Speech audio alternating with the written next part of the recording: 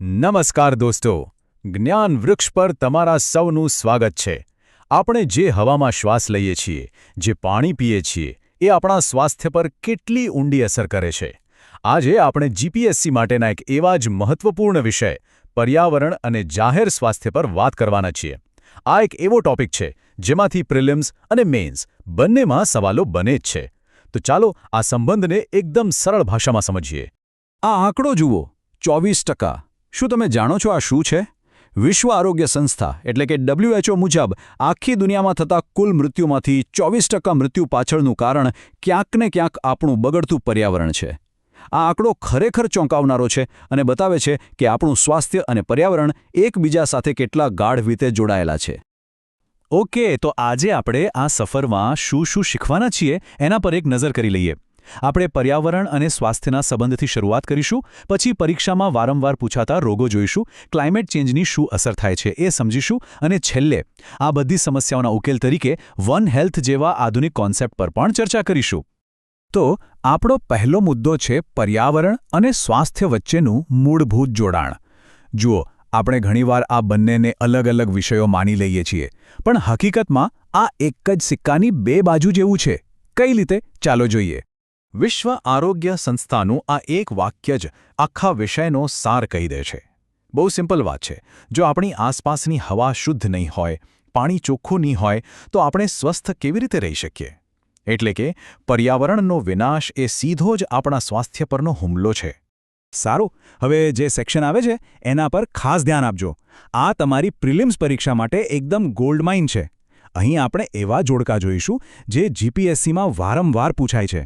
એટલે આ સ્લાઇડ્સ પર જે પણ માહિતી છે એને બરાબર મગજમાં ફિટ કરી લેજો. સૌથી પહેલાં વાત કરીએ પારાની, એટલે કે મર્ક્યુરી. એનાથી થાય છે મિનામાટા રોગ. આ નામ જાપાનના મિનામાટા શહેર પરથી આવ્યું છે, જ્યાં ફેક્ટરીના કચરાવાળી માછલી ખાવાથી આ રોગ ફેલાયો હતો. એ સીધો આપણા નર્વસ સિસ્ટમ પર હુમલો કરે છે. બીજું છે કેડમિયમ, જેનાથી ઈટાઈ રોગ થાય છે. આમાં હાડકાં એટલા નબળા પડી જાય છે કે વ્યક્તિને ખૂબ જ દુખાવો થાય છે. હવે આગળ વધીએ. પીવાના પાણીમાં જો નાઇટ્રેટનું પ્રમાણ વધારે હોય તો નાના બાળકોમાં બ્લુ બેબી સિન્ડ્રોમ જોવા મળે છે, જેમાં તેમના લોહીમાં ઓક્સિજન ઓછો થઈ જાય છે. અને બીજું છે આર્સેનિક, જેનાથી બ્લેકફૂટ ડિઝીઝ થાય છે. એક વાત ખાસ યાદ રાખજો, ભારતમાં પશ્ચિમ બંગાળના ભૂગર્ભ જળમાં આર્સેનિક એક બહુ મોટી સમસ્યા છે. આ લિસ્ટમાં આગળ છે ફ્લોરાઇડ. પાણીમાં એનું વધુ પ્રમાણ ફ્લોરોસિસ નામની બીમારી કરે છે, જેનાથી દાંત પીળા પડી જાય છે અને હાડકાં પણ વાંકા થઈ શકે છે. અને છેલ્લે સીસુ એટલે કે લેડ. એનાથી પ્લમ્બિઝમ થાય છે, જે ખાસ કરીને બાળકોના મગજના વિકાસ માટે અત્યંત ખતરનાક છે. મિત્રો, કેટલાક રોગો એવા હોય છે જે સીધા કોઈ ચોક્કસ ઉદ્યોગ કે વ્યવસાય સાથે જોડાયેલા હોય છે. મતલબ કે જ્યાં લોકો કામ કરે છે ત્યાંના વાતાવરણને કારણે જ બીમાર પડે છે. આને કહેવાય છે વ્યવસાયિક સ્વાસ્થ્ય જોખમો. ચાલો એને સમજીએ. અહીં બે મુખ્ય રોગો છે જે ફેફસાને લગતા છે.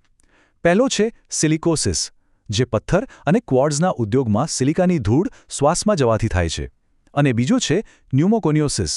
આનું બીજું નામ છે બ્લેક લંગ ડિઝીઝ, જે કોલસાની ખાણમાં કામ કરતા મજૂરોને થાય છે. એ જ રીતે કાપડની મિલોમાં કામ કરતા લોકોને કપાસની ધૂળને કારણે બાયાસિનોસિસ નામનો રોગ થાય છે, જેને બ્રાઉન લંગ ડિઝીઝ પણ કહેવાય છે. અને એસ્બેસ્ટોસિસ તો નામ પરથી જ ખબર પડી જાય, જે એસ્બેસ્ટોસની ફેક્ટરીમાં કામ કરતા લોકોને એસ્બેસ્ટોસના રેસા શ્વાસમાં જવાથી થાય છે. હવે આવે છે આજના વિષયની સૌથી ઇમ્પોર્ટન્ટ સ્લાઇડ, ખાસ કરીને જીપીએસસીની તૈયારી કરનારાઓ માટે. આ છે ગુજરાત સ્પેસિફિક પોઈન્ટ.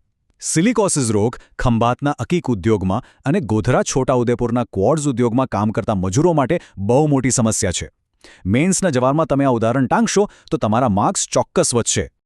અત્યાર સુધી આપણે જે વાત કરી એ સ્થાનિક પ્રદૂષણની હતી, પણ હવે એક એવા ખતરાની વાત કરીએ જે વૈશ્વિક છે.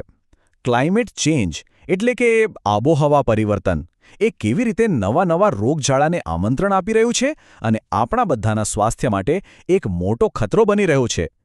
જુઓ, ક્લાઇમેટ ચેન્જની અસર 4 રીતે થાય છે. પહેલું, ગરમી વધવાથી મચ્છરોને ફાવતું વાતાવરણ મળે છે, એટલે મેલેરિયા અને ડેન્ગ્યુ જેવા રોગો વધે છે. બીજું, હીટ વેવ એટલે કે લૂ લાગવાથી થતા મૃત્યુ વધી રહ્યા છે. ત્રીજું, પૂર જેવી આફતો આવે ત્યારે પાણી દૂષિત થાય અને કોલેરા ટાઇફોઇડ ફેલાય છે. અને ચોથું, હવાનું પ્રદૂષણ અસ્થમા અને હૃદયના દર્દીઓ માટે મુશ્કેલી વધારે છે. અને એક મોટો ખતરો છે ઝૂનોટિક રોગોનો. ઝૂનોટિક એટલે એવા રોગો જે પ્રાણીઓમાંથી માણસોમાં ફેલાય છે. આ પ્રક્રિયાને સમજો. આપણે જંગલો કાપીએ છીએ એટલે જંગલી પ્રાણીઓ જેમ કે ચામાચીડિયા આપણા ઘર સુધી આવી જાય છે. અને આ સંપર્કને કારણે જ કોવિડ-19 અને નિપાહ જેવા ખતરનાક વાયરસ પ્રાણીઓમાંથી આપણામાં આવી જાય છે. આ ઘટનાને ઝૂનોટિક સ્પિલઓવર કહેવાય છે. સારું, તો આટલી બધી સમસ્યાઓ તો જોઈ લીધી, પણ શું આનો કોઈ ઉકેલ છે? જી હા, બિલકુલ છે. આધુનિક વિજ્ઞાન એક ખૂબ જ પાવરફુલ કોન્સેપ્ટ રજૂ કરે છે, જેનું નામ છે વન હેલ્થ. મેન્સ પરીક્ષામાં સારા માર્ક્સ માટે આ કોન્સેપ્ટ સમજવો ખૂબ જ જરૂરી છે. તો શું છે આ વન હેલ્થ? આ એક એવો અભિગમ છે જે કહે છે કે માણસનું સ્વાસ્થ્ય, પ્રાણીઓનું સ્વાસ્થ્ય અને પર્યાવરણનું સ્વાસ્થ્ય આ ત્રણે અલગ નથી, પણ એકબીજા સાથે જોડાયેલા છે. જો આપણે માત્ર માણસોની સારવાર કરીએ પણ જંગલો અને પ્રાણીઓ બીમાર રહે તો આપણે ક્યારેય રોગચાળાથી બચી નહીં શકીએ. આ વાક્ય વન હેલ્થનો આખો સારાંશ કહી દે છે. આપણે એ સમજવું પડશે કે જો જંગલો સુરક્ષિત રહેશે, પ્રાણીઓ સ્વસ્થ રહેશે, તો જ માણસ ભવિષ્યની મહામારીઓથી બચી શકશે. આ ત્રણેયનું સ્વાસ્થ્ય એક જ છે, અલગ નથી. આ જ વન હેલ્થનો મૂળ મંત્ર છે. અને સૌથી સારી વાત એ છે કે ભારત આ દિશામાં નેતૃત્વ કરી રહ્યું છે. ભારતે પોતાના G20 પ્રમુખપદ દરમિયાન વન હેલ્થના મુદ્દાને ખૂબ મહત્વ આપ્યું હતું. અને હવે તો આપણા દેશમાં નેશનલ વન હેલ્થ મિશન પણ શરૂ થવા જઈ રહ્યું છે. આથી પરીક્ષા માટે આ મુદ્દો કરંટ અફેર્સની દૃષ્ટિએ પણ અત્યંત અગત્યનો બની જાય છે. ચાલો, તો હવે આખા વિષયનું એક ફટાફટ રિવિઝન કરી લઈએ. પરીક્ષાના છેલ્લા સમયે યાદ રાખવા માટે આ સ્લાઇડ્સ તમને ખૂબ કામ લાગશે. પ્રિલિમ્સ માટે આ 3 જોડી તો ખાસ યાદ રાખી લેજો. કેડમિયમ સાથે ઇતાઈ, નાઇટ્રેટ સાથે બ્લુ બેબી સિન્ડ્રોમ અને કપાસની ધૂળ સાથે બાયસિનોસિસ. આમાંથી સવાલ આવવાની પૂરી સંભાવના છે. અને જ્યારે તમે મેન્સનો જવાબ લખો ત્યારે આ 4 શબ્દોનો ઉપયોગ ચોક્કસ કરજો. ઝૂનોટિક સ્પિલઓવર, વન હેલ્થ અભિગમ, વ્યવસાયિક જોખમો અને ક્લાઇમેટ રેઝિલિયન્ટ હેલ્થકેર. આ શબ્દો તમારા જવાબનું વજન વધારશે અને બતાવશે કે તમારી સમજ કેટલી ઊંડી છે. અને અંતે હું તમને એક પ્રશ્ન સાથે છોડીને જાઉં છું.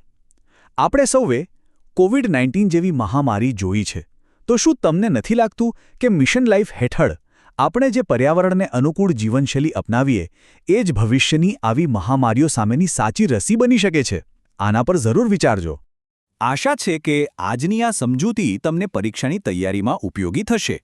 જો તમને આ રજૂઆત ગમી હોય તો વિડીયોને લાઇક કરજો, તમારા મિત્રો સાથે શેર કરજો અને હા, જ્ઞાનવૃક્ષ ચેનલને સબસ્ક્રાઇબ કરવાનું ભૂલતા નહીં. તમારા કોઈ પણ પ્રશ્નો હોય તો નીચે કોમેન્ટ બોક્સમાં જરૂર લખજો. આભાર.